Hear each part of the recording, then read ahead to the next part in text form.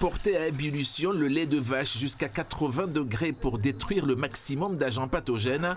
Avec tout simplement 2 casseroles, un bain-marie, donc de l'eau dans la casserole du dessous, et on fait chauffer. Il faut après laisser refroidir jusqu'à température ambiante avant de l'ensemencer des ferments pour obtenir du lait caillé.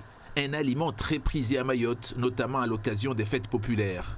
L'interdiction préfectorale de consommer du lait n'ayant pas subi de traitement thermique n'est pas scrupuleusement respectée ici.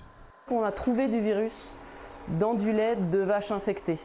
Donc en chauffant le lait et en l'acidifiant ensuite avec des ferments, c'est 2 mesures qui vont contribuer à détruire le virus s'il est présent. Donc c'est vraiment 2 précautions qui vont s'ajouter l'une à l'autre pour être sûr et certain que le consommateur ne prenne pas de risque. C'est vraiment des précautions.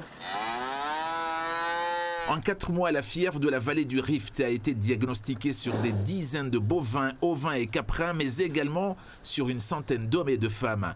La maladie est transmise par les moustiques et lors d'abattage d'animaux malades.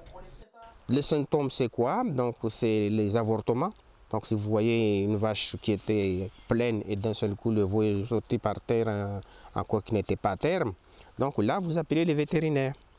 Et là, il va faire des analyses et après, on saura si vous avez cette maladie ou pas.